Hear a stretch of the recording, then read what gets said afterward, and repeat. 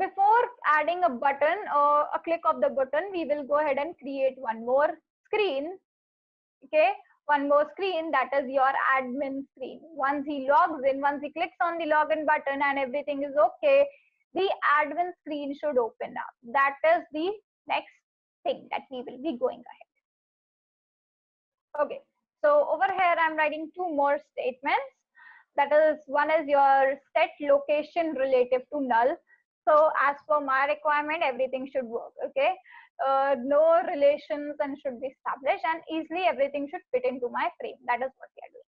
Then we are saying f dot set default close operation jframe dot exit on close.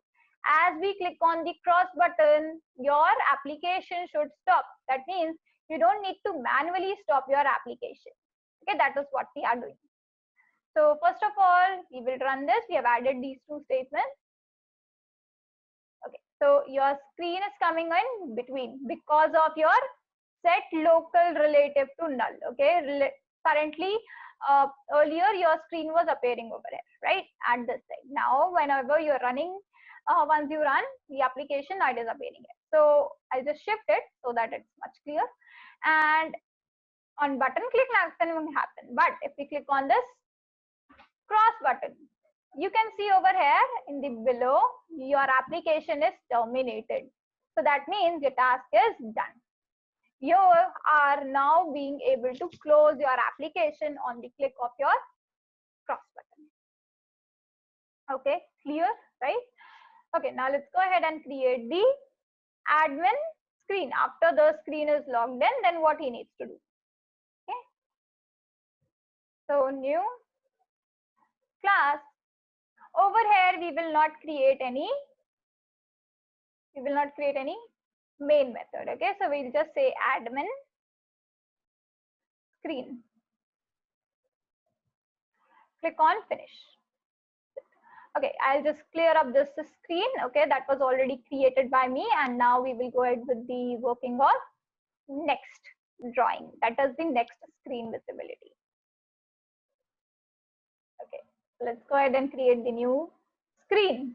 So new screen is your admin screen, which I showed you earlier also on the while I was discussing using slides. Okay, so in this you have your lots of buttons and buttons and buttons. Okay, so once the user logs in, admin logs in, he needs to go ahead and add a flat. He can go ahead. Okay, that is the button again available. I'm just writing in brief. Okay, so button customer. Okay, then we have will. Okay, then we have complain and suggestion. Just writing COM, and you have suggestion. So all these only are your buttons. Make sure these are your buttons so that once the user or the admin clicks on it, and he can go to the next slide. Okay, that is all. So let's go ahead and create it. So what we need first of all is your public constructor so that it is easily accessible anywhere, wherever you want, right? Admin screen. I hope it is clear how we are able to open up our screen automatically, because in the main method we have called the object or the constructor direct. Okay, that is why your login screen is opening up. Okay, so let's go ahead and create all these things. So what we need is multiple. First of all is your JFrame. So I'll just say JFrame F. Okay, and then I'll say J button. Okay, and in this I'll say B1. We'll take some extra ones, B1, B2, B3, B4. There is a dot, so it should be a comma. B5, B6. I think I used 10 buttons. Okay, in that we have mentioned 10 buttons, so B7 and B10. Or I can just say B0. We'll say Shift Control O, and the requirements will be added, that is imported. Okay, So first of all, we will create the frame. It will be same as your screen, okay, login screen. So we can just copy it, the set of lines. Okay, so over here, one change we will do, instead of login, we will say admin. Okay, admin has now logged in. That is what we are getting the result. Now, the next thing is the other set of lines that we have written for the frame, set size, set layout, set visible, all these things we'll copy and paste it. So that once the screen is available, it is, okay, we can go ahead and look. Okay, now we will, okay, we have not creating the buttons currently. We will first see whether our button, when we click on the login button, whether it works for it or not. Okay, so where we have to go back? We have to go back to the login screen. And there is one line which we need to add over here in this and in the rest of the thing. So first of all, over here, we need to implement an interface, implements action listener.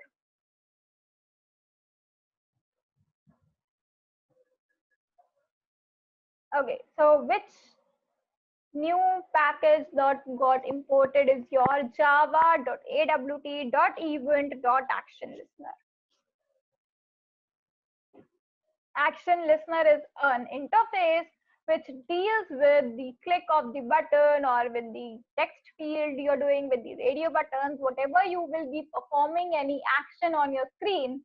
For that, we have a package called as AWT, and within that, we have an action listener interface.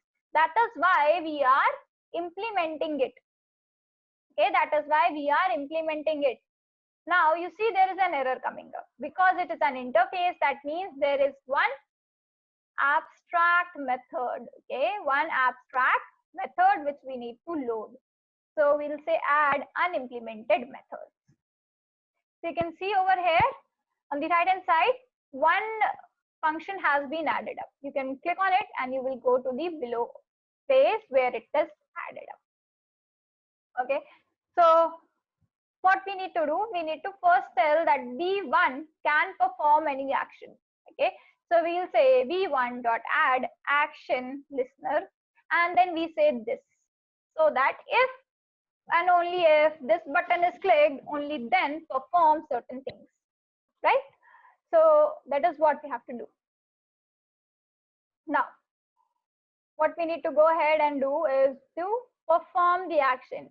If this action is performed, then what? If this button is clicked, then what? So how do we do that? If, and I'll just make some slight change. Instead of arg0, that is a big variable, I'm just keeping it as e. So that it refers to the event. E refers to the event that is happening. Okay, so if I say e dot get source, okay, it means if we are trying to find out whether which button has been clicked. If this button click is v1, then open up the admin screen, and that admin screen will be new admin screen that we just created, that is your admin class. Okay, and now let us run this. Click on your admin login screen, run as Java application. Screen is opening up. Okay, login screen is opening up. Now let us go ahead and click on login. Once we click on login, what is happening? Flat is getting opened up. Okay, the admin, after he will be logging in, this screen is opening. But I don't want this particular screen to be opened up. Okay, it should remain opened up for me for that long until I'm working. So what I need to do, I need to do something such as, so that this earlier window closes automatically. So for that, I'll say f dot dispose. So if I say f dot dispose and then I'll open up the screen, so what will happen? The earlier screen will get closed and new screen will get opened up. Okay, so save this and right click, run as Java application. Okay, so now click on the login button. No action is performing, just the button action. So once we click on the button, what happens? The earlier screen got closed and the new screen gets opened up. That is the thing. And we can go ahead and click on the close option.